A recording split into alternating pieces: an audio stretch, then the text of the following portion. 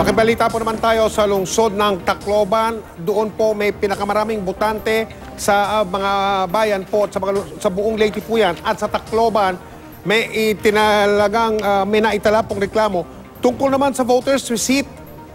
Nakatutok si Maki Pulido. Maki, anong problema dyan? Bago yan, umpisahan natin, Mike, na ang kagandahan o ang good news dito sa San Jose Elementary School dito sa Tacloban, lahat ng mga vote counting machines walang aberya. So everything is working perfectly. Yun nga lang, at least yung mga sinasabi sa atin kanina ng BEI nung umiikot tayo. Yun nga lang, meron na silang naitalang dalawang reklamo kung saan nga ang sinasabi ng botante at nakausap natin sila, mali yung pangalan na nag-reflect dun sa resibo. Iba daw yung binoto nila dun sa nakalagay sa kanilang resibo.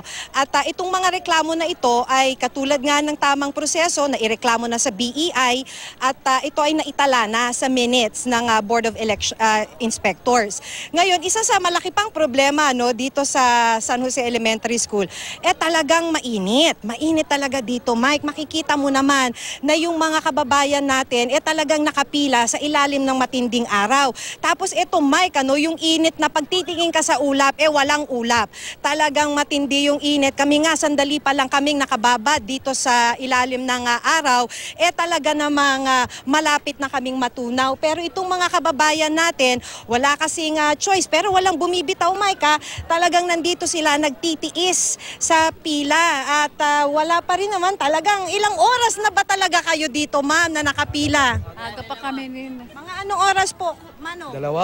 Dalawang oras na kayong nakapila. Masyado. Pero mainit na masyado, hindi pa rin kayo umaalis. Hindi, malapit na. Malapit na. Malapit, Maki. Yan, ito po yung presinta nyo no? Oh. Yes, Mike. Maki, alam ba ng mga tao dyan, pati na ng Board of Election Inspectors, na ang COMELEC nag-anunsyo na sa mga, walang aberya yung BCM dyan. Walang aberya.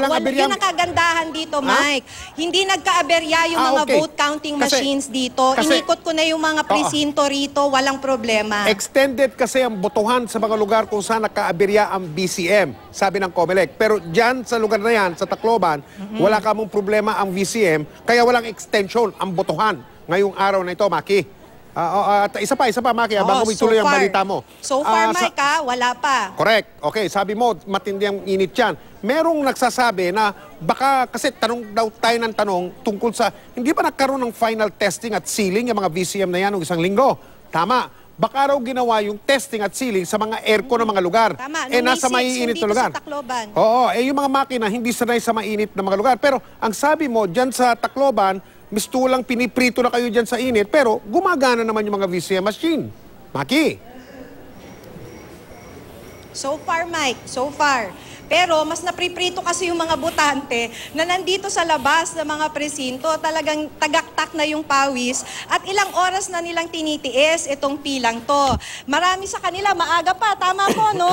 Pero walang bumibitiw. So ito pa lang yung pila, Mike, yung ipinapakita natin ngayon, talagang mahaba to. Pero kung maglalakad tayo rito, Mike, dito sa may bandang likuran, kasing haba rin May shade sila, pero talagang siksikan naman ng mga tao banda rito sa likod. Lalakarin natin. Alam mo, Mike, kasi itong San Jose Elementary School, ang pinakamalaking botohan dito sa Tacloban City. There are around 30 clustered precincts at ang sinasabi sa atin, more than 20,000 registered voters ang nandito. Medyo maluwang kasi yung eskwelahan, kaya't hindi siya napapansin from the outside, Pero from here, makikita mo naman talaga yung siksikan at yung init. Marami pa naman dito, Mike. Alam mo, napansin natin, mga senior citizens. Pero Maki, tignan mo naman ang tiyaga ng mga Pilipino, makaboto lang. Yes, Mike. Matyagang pumipila, matyagang nagpapaprito dyan sa init na yan para lang makaboto. Maki, so mabuhay ang mga tiga-Tacloban dyan sa umagang ito. Totoo yan, Mike.